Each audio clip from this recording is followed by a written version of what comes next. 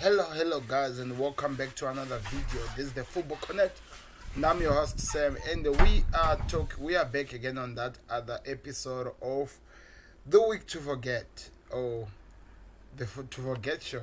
Let me just call it that. So we are talking Manchester United today as the biggest team we need to cover, as they lost their first game after 14 full years against Manchester United at Old Trafford. The last time Arsenal won at Old Trafford was 14 years ago. And we are in 2020, so that had to be around 2004. Can you believe that? The stats are just too much to take to handle. But anyway, Ole Gunnar Solskjaer, the first man to actually allow a manager of Arsenal to beat them home and away. Why am I saying home and away? United played against Arsenal last season, and the Arteta got his first or second victory against United from when he was playing with Oli. Then he got another victory, which was yesterday, which was 1-0. And looking at the game, you can't actually deny that Arsenal had the upper hand in the game, which is weird because United were at home and they were coming out of good victories. They beat Leipzig 5-0, they beat PSG 2-1, and they drew with Chelsea. So, what do you think United need? So, yesterday while I was looking at the game, I thought maybe they might be lacking. As much as we say Bruno Fernandes is a creator or he does what, I think they need a player who creates from the middle, like maybe an extra, like a Thiago Alcantara, for example. That's why I said maybe they need a Thiago type of a player, because unlike most of the United fan, I'm actually not against. I'm not really going for the motion of Ole out, because I don't know. Maybe because I like him, because he's trying to win something and they're always rotating that thing, or maybe something he's going to create something somehow. We just have to hope with these things these days. But anyway, I feel like the tactics in this game, he got them very, very, very wrong. He got it so wrong that it was embarrassing to watch.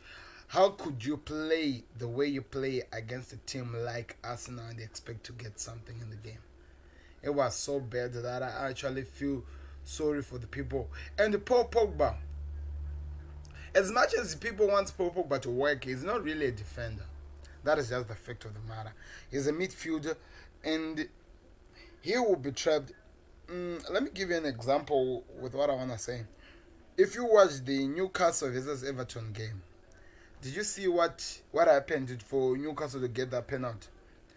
Did you see what Callum Wilson did? That is the same thing that happened also to United against Everton. So, United against Arsenal.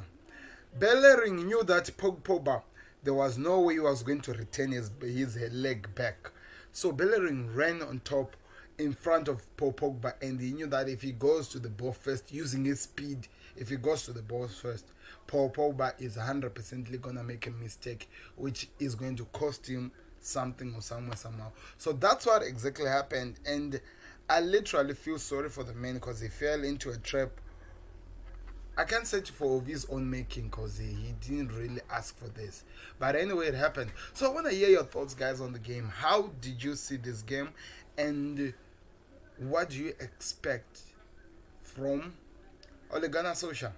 And at the same time, was the players he put in this game the good players he needed? Because it feels like they were a flop in a way, looking at how the game excelled or how it ended up looking like. It seemed like the players didn't get it right exactly in terms of how they planned their game and whatever they were doing. So, I don't know. Let's hear your thoughts in the comment section, guys. I want to hear what you thought of the game and what needs to happen so that you can look forward to the next game, especially to the United supporters, because now your team has lost 3 games in the Premier League, and they've won 2 and draw 2. As much as you look like you're going up, there's always something that brings you down. As much as you look like you're going up, your team is always going down. And that is why you are still in number 15 in the Premier League. People are gonna say, "Don't worry, it's okay. We'll focus in the Champions League." You can't focus in the Champions League because right now you're playing with teams that are not really performing so well. But imagine when you leave that Champions League and you go to the next stage, you're gonna be in trouble. So I don't know. I'm really, really curious to see what happens with United. I'm really, really curious to see what happens to United. It's really a week to forget. But one thing that I have to say, in terms of ball winning, United were behind Arsenal. In terms of oh, in terms of I said ball winning, right? And in terms of going after the ball, like the first one on the ball whenever it's free, Arsenal were always first. In terms of marking, like pressing the other team, Arsenal did it better than United. And can you believe that Luis was not even in that Arsenal side? Lewis was not even in the Arsenal side, and he's one of the people who's the leader who actually keeps Arsenal looking like they're actually the team that people have seen for such a long time. And he was not even there in the game. It was Holding and Tierney.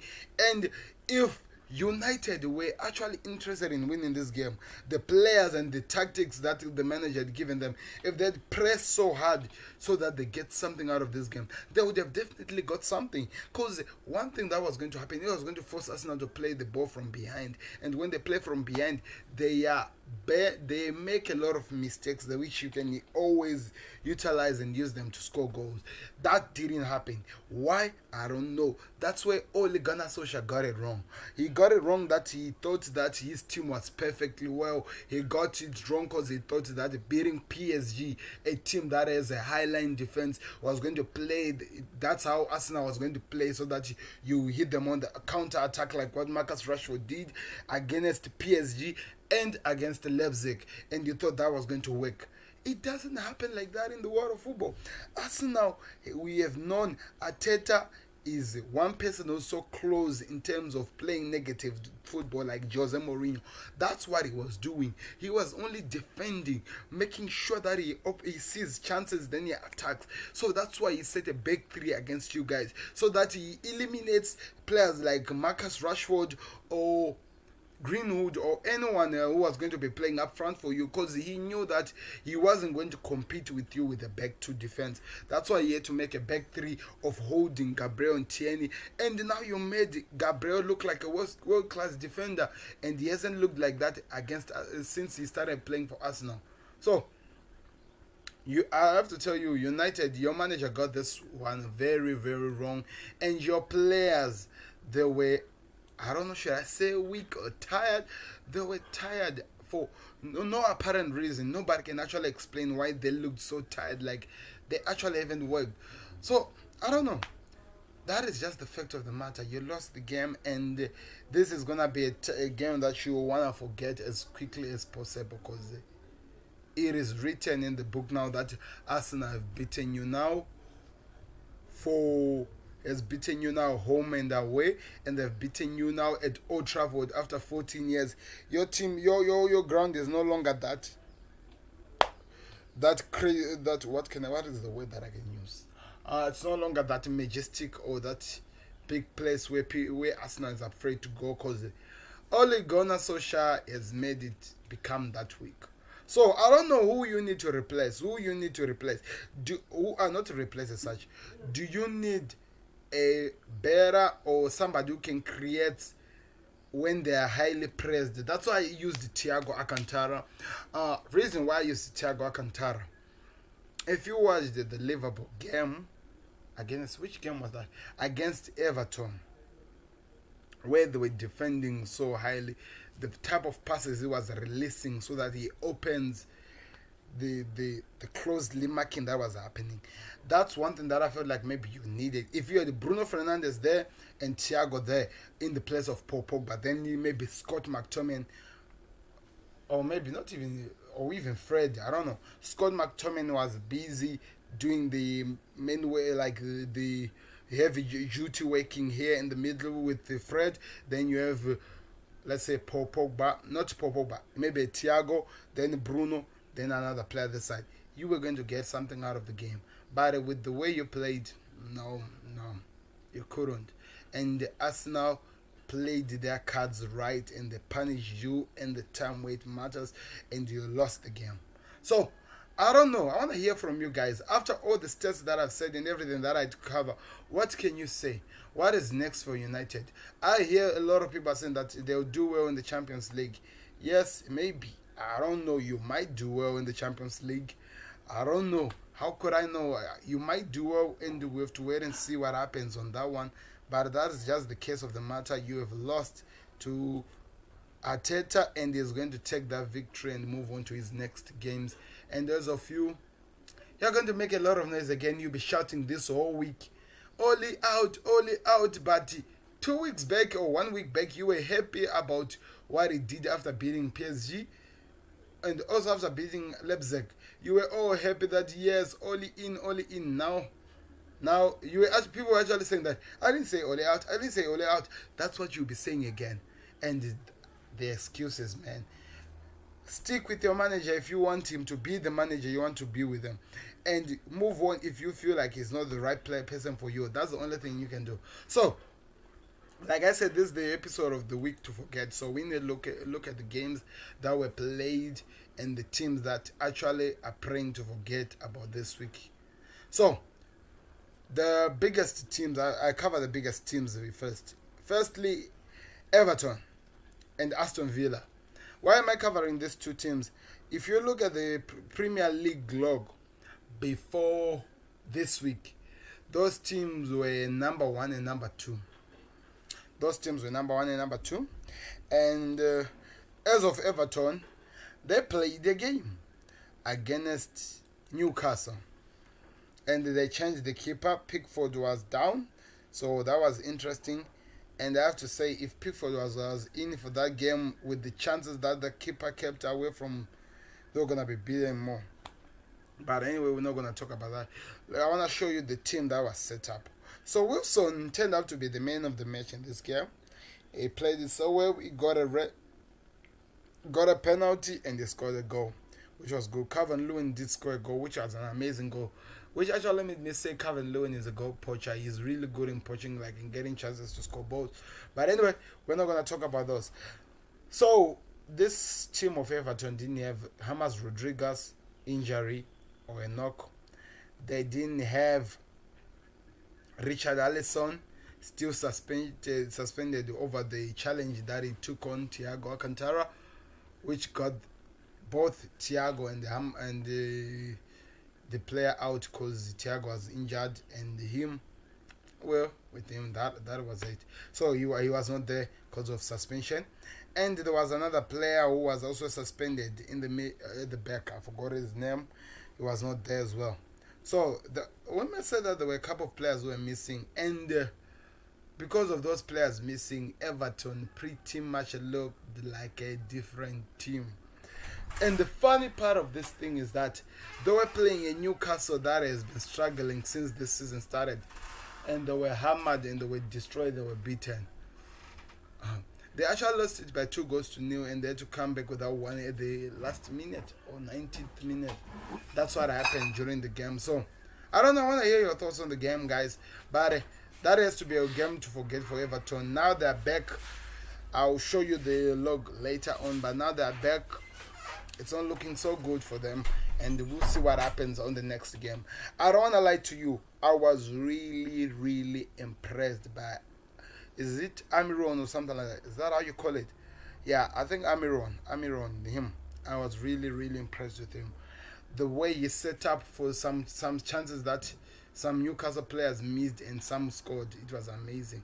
It was amazing. If that continues, there will be a bigger team. Anyway, let's move on to the next game, which is the Aston Villa game, which they are also praying that they forget this game because, come on, they were embarrassed, man. They were embarrassed. We can't deny that happened, and they lost the game that they were playing against Southampton. Danny Ings, I hope he's okay, but I think he picked up a knock, a pretty much big knock. So, Aston Villa, let's click it. What's Aston Villa here? Yeah, they lost to Southampton by 4-3. which was supposed to be a 4-0, but Southampton lost their focus in the last 5 or 6 minutes or 10 minutes, and Aston Villa were able to score 2 goals to come back in the game or something like that. So as you can see, let me show you here. The first goal was that Southampton scored was at 20 minutes. The other goal came at 33 minutes. The other goal came at 45 minutes. Then the other goal came at 58 minutes. Then Tyrone Mings scored a goal in 62 minutes. And yes, you can see the other 2 goals were scored in the last, after 90 minutes had been reached. So it was when this team, as Southampton, had actually lost focus. They thought they won the game, and pretty much they won the game, but they lost focus. I don't even know why. But anyway, we're gonna move on from that. So my man of the match in this game, of course, they're gonna say why, because of the free kick he scored, guys. 2 free kicks, the same corner, amazing goals. Wilcott hit the post. Danny Ings scored goals. There were 2 goals that were scored, guys, and they were denied by the VAR for offside. So in all, Aston Villa should have been beaten by 6 goals to 3. Let me just say 6 goals to 3. That's how bad they were during the day, and they were looking so good. If they were not beaten the last game, they were looking like the team that actually had done something, who were actually going after something. But no. Something had to happen. The Premier League had to take them to their own position. So now they've been pushed away from that higher line. And it has to be a game that Aston Villa has to forget. I did a watch along for that. If you want to go see how you actually see me, there was a point where I was just laughing. I couldn't help myself. I was just laughing like, what is even happening during this game? They were outplayed, outclassed by Southampton. Southampton were the better side, and for that they deserved to get something in this game. So Danny Ings went out because of a knock. I hope he's okay. That looked so dangerous, the knock, and I hope it's not the leg that he got the LCL done, like the surgery, LCL surgery done. Because if it is it, then maybe he might be out for some weeks or months. I don't know. But anyway, we hope that he's not really injured for that long. And Aston Villa, now we're starting to see your true colors. We told you. I did tell people that this team, it was just an exaggeration that they are doing this good. They have not been beaten. They will go back in that position. Both them and Everton, now they're all back where they actually 100% belong to, which is underneath. And the people say that I'm being harsh, I'm being saying crazy stuff. That is just the fact of the matter. This team, it was just an exaggeration that they were up there. Now they're back where they deserve to be, where they belong. Let's see what they do now in terms of how they focus so that they don't get to the relegation zone. So those are the teams that are actually praying that the game to forget. Tottenham won again, and Gareth Bale scored his first goal of the season. I wanted to do a watch along for this game, guys, but if you were with me in the watch along against Manchester United, you know what happened. It was so noisy that the rain that was raining this side actually disturbed the way I was doing this thing, so I actually had to call it a quit, guys. As much as I didn't want, I had to call it a quit so that I focus on what, or just watch the game, then come and give you my thoughts on the game. I was really impressed with the way Brighton played. They were looking so good, but of course, Gareth Bale, we knew somehow he was going to score a goal, and what I heard, I was impressed. I actually saw the highlights. I couldn't see the game because of the rain and what was happening. But anyway, it was an amazing goal. And the goal by Lamptey, which was good. Kane, he scored a penalty and he hit the post. Gareth Bale came from the substitutes, then he came to score a goal. So that's how it was. Reguilon with an assist. That's a good thing. Lloris. Okay, that's all that happened, guys. So I want to hear your thoughts in the comment section. How did you see about this game? It was a good game. I don't want to lie to you. But again, Brighton with a pretty much good play and get nothing in the game. That is now has to be something that they need to be worried about. They dominated this game in terms of position and in terms of all. There's the information on the position, guys. There's the information. They dominated the ball. They got 56% 45.6 percentage over 43.4, but they lost the game. So something needs to change for them to actually win the games, because they can't keep dominating this and not getting anything, because that doesn't help in any case. You'll be relegated and you keep saying that, by the way, this was a pretty much good season because we played the football, we played it so well, but we were just not clinical enough to win the games. They need a striker who can finish the goals, who can finish the games after they create the chances that they do. We saw that against Chelsea when they played against Chelsea, and we saw that again when they played against United. They hit the post many times. So, I don't know. It's a worrisome thing, and I hope that they can sort that out as quickly as they can, because that cannot continue to happen if they want to win anything. So, before I remove this, sorry for that, guys, let me put it back. Before I remove this, I want to show you how the Premier League table is looking like now this week, after game week 7, how the Premier League is looking like. So, it's pretty much looking like the Premier League we are used to. Yeah, we are used to. Like, not really used to, but closely to what we are used to. Liverpool are on top now after winning 5 games, drawn 1 and lost 1. So there is no clear anything in the first 7 games. There's already a loss in the draw. So they're on top. Now they have 2 goals that they've scored. And Tottenham are following them, but after winning 4 games, and they're number 2 now. Everton are number 3 after winning the first 4 games and lost the next 2 games and drawn the first one. So that's how it is looking like. Southampton also following them after winning 4 games, drawn 1 and lost 2, the same as Everton. So the only thing that why Everton is on top of Southampton is because Everton has more goals. Let me just say it like that. They have more goals. So what is going to happen today? If Leicester wins today, they're going to go on top. Yes, they go to number, let's say 12, 13, 14, 15. They go to number 2 on top of Tottenham if they win against the Leeds United. But that is pretty much a big ask for them to do. But we'll have to wait and see what happens. Wolverhampton Wanderers are number 5 after winning their first 4 games. 1 draw and 2, the same as Southampton and Everton. Chelsea are in number 6 after winning their first 3 games. Look at this. That's a big team. 3 games, drawn 3, lost 1. But anyway, that puts you down. Aston Villa are in number 7. They haven't played it. They haven't played 1 game. They won 4. They lost. They've never drawn a game. They lost 2. And Leicester City are in number 8. They haven't played the number 7 game. Won 4, no draw, lost 3. Oh, they lost 2. So if they win today, they're going top, like I'm saying. Then Arsenal, number 9. And that's when we start with the Manchester clubs, and that's how it is looking like. So it seems like it still continues for the bottom 3 clubs with Sheffield haven't picked up a point, only picked up a point at the bottom. Fulham second from bottom with also 1 draw. Then Burnley the last with no win, only 1 draw. So that's how it's looking like, guys. It's really crazy. United have only won 2 games, drawn 1 and lost 3. That is pretty bad for Ole Gunnar Solskjaer.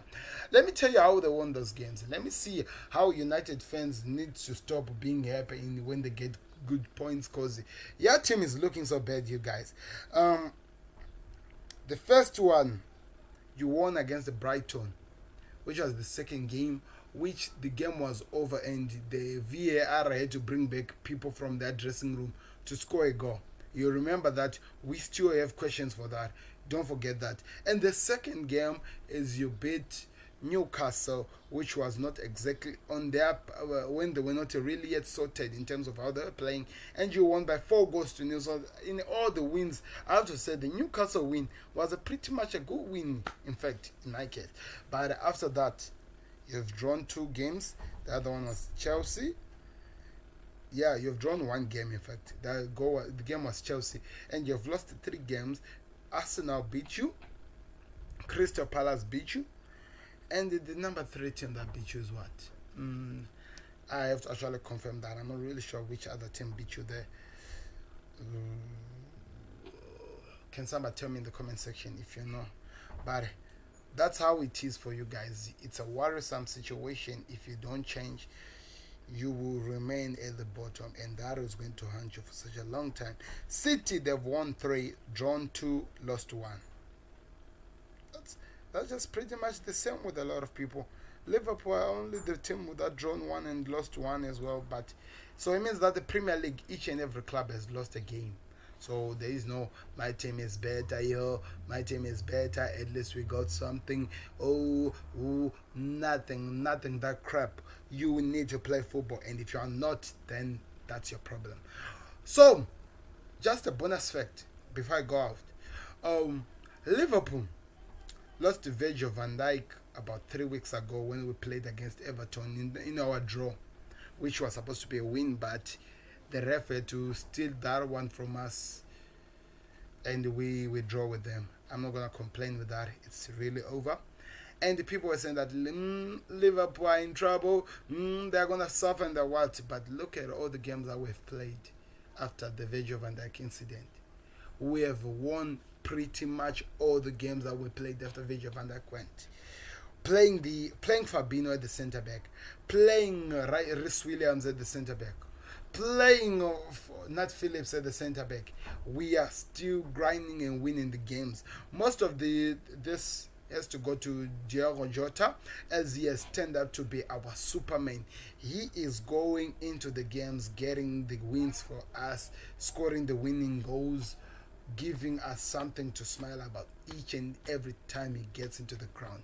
So, say whatever you want to say, guys, but we are winning games that we are not even supposed to win, and for that, I'll take it.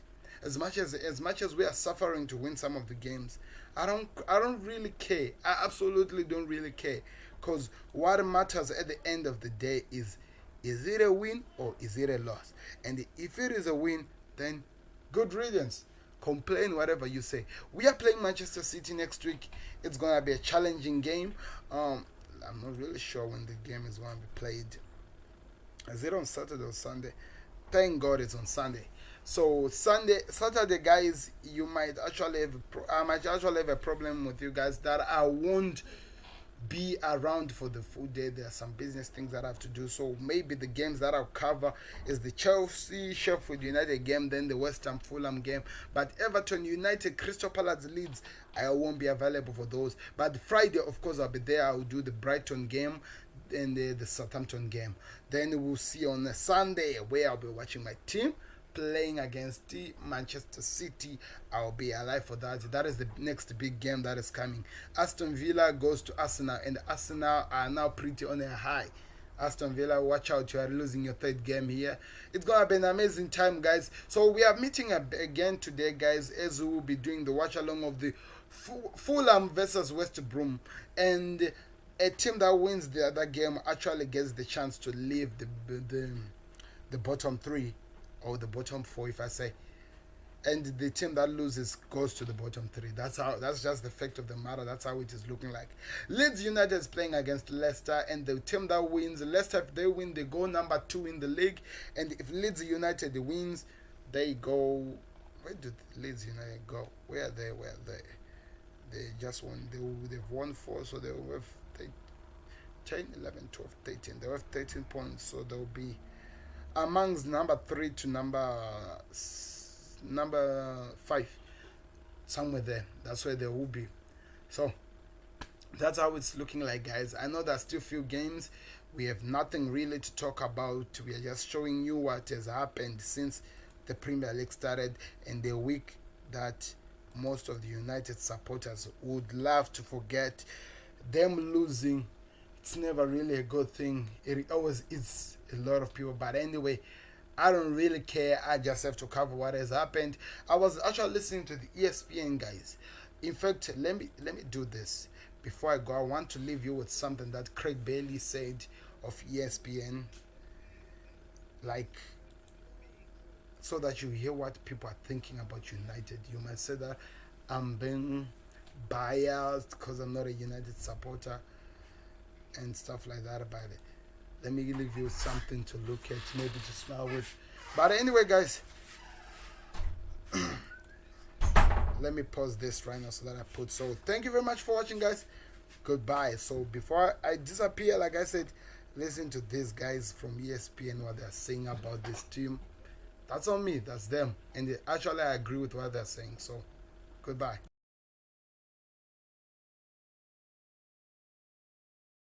Cup competition momentum. I touched on it in midweek where, they're almost a better cup side in terms of the way that they set up.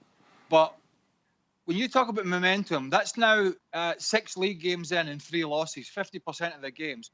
And even worse than that, 4 of those league games were at home. And that's 3 losses and 1 draw and a poor game against Chelsea at home. And the 2 victories, by the way, one of which was damn lucky at Brighton, have been against 2 sides that we expect to be in the bottom half of the league and arguably fighting against relegation. So this is a huge concern. There is the odd flurry of performance, of good result, but generally United get outplayed, right?